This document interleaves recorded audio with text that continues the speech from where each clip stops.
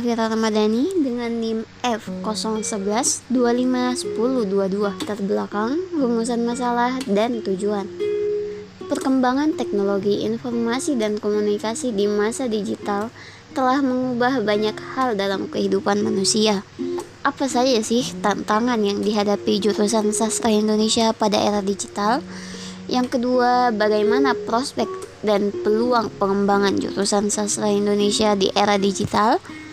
Yang ketiga, langkah apa yang dapat dilakukan untuk mengoptimalkan tujuan? Yang pertama, mengidentifikasi dan menjelaskan berbagai tantangan yang dihadapi jurusan sastra Indonesia dalam menghadapi perkembangan teknologi dan digitalisasi. Yang kedua, ada menganalisis prospek dan peluang yang dapat dimanfaatkan oleh jurusan sastra Indonesia di era digital, baik dalam bidang akademik maupun dunia kerja. Yang ketiga, ada merumuskan strategi dan langkah-langkah penguatan yang dapat dilakukan oleh institusi pendidikan, mahasiswa maupun lulusan sastra Indonesia untuk meningkatkan relevansi dan daya saing dalam lingkungan digital. Jurusan sastra Indonesia pada era digital menghadapi berbagai tantangan seperti banyaknya konten digital yang bersaing, masalah pelanggaran hak cipta dan plagiarisme, serta kurangnya pengetahuan tentang literasi digital dan perlindungan regulasi. Namun, ada juga peluang yang besarnya tantangan jurusan sastra Indonesia di era digital. Pertama, ada perubahan pola membaca. Kini, pembaca lebih cenderung untuk membaca teks yang singkat, cepat, dan instan. Yang kedua, banjir informasi. Aliran informasi yang terus mengalir membuat karya sastra sulit untuk menonjol. Yang ketiga, ada disrupsi media dan distribusi. Pada penulis, kini tidak hanya bersaing dengan penulis, tetapi juga dengan konten visual semacam video pendek, film, dan game. Yang keempat, ada pembajakan digital. Kemudahan dalam menduplikasi dan mendistribusikan karya digital meningkatkan potensi plagiarisme serta risiko hilangnya hak ekonomi bagi para penulis. Dan yang terakhir, perubahan peran penulis.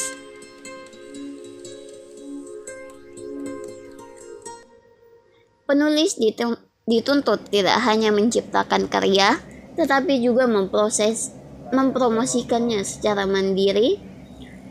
Ada prospek dan peluang jurusan sastra Indonesia di era digital.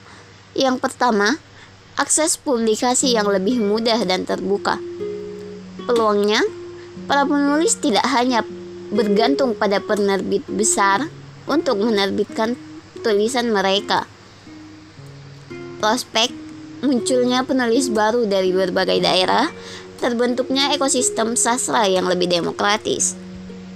Yang kedua, ada peluang monetisasi yang lebih luas. Peluangnya sendiri ada pembaca dapat memberikan dukungan, koin, atau langganan kepada penulis di platform digital. Prospeknya, penulis tidak hanya bergantung pada dari cetakan, karir menulis semakin menjanjikan dari segi finansial. Yang ketiga, jangkauan pembaca yang lebih global. Peluang karya digital dapat diakses oleh pembaca dari negara lain tanpa hambatan distribusi fisik. Prospek, penulis dari Indonesia dapat mendapatkan pengakuan di tingkat internasional. Yang keempat, inovasi bentuk dan genre sastra. Peluangnya, sastra multimedia, kombinasi teks, gambar, video, dan suara. Contohnya itu seperti visual novel. Prospeknya, kemunculan genre sastra baru yang lebih fleksibel. Penulis bebas mengekspresikan diri yang lebih kreatif melalui platform digital. Yang kelima, komunitas pembaca yang lebih interaktif dan partisipatif. Peluangnya, pembaca dapat memberikan komentar, masukan, dan saran langsung kepada penulis. Prospeknya, terciptanya ekosistem sastra yang hidup dan dinamis. Penulis menerima umpan balik cepat untuk pengembangan karya. Yang keenam, digitalisasi arsip sastra. Peluangnya, naskah-naskah lama, manuskrip, dan karya klasik dapat dilestarikan secara digital. Prospeknya yaitu membuka peluang kerja baru seperti arsiparis digital, kurator digital, dan spesialis metadata.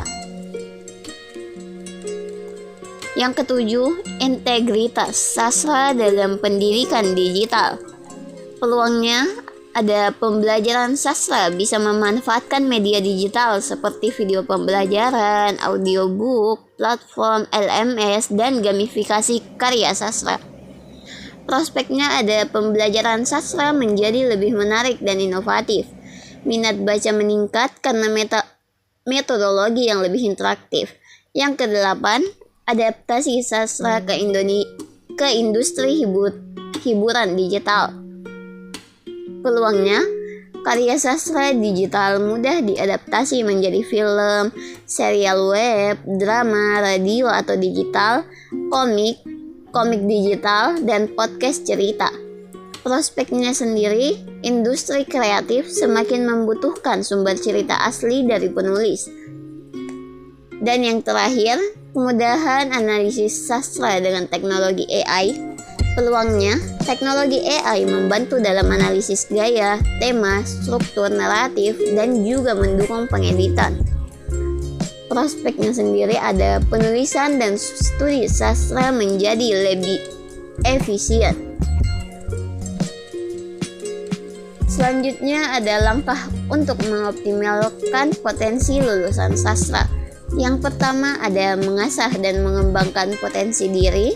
Yang kedua, memperluas wawasan karir.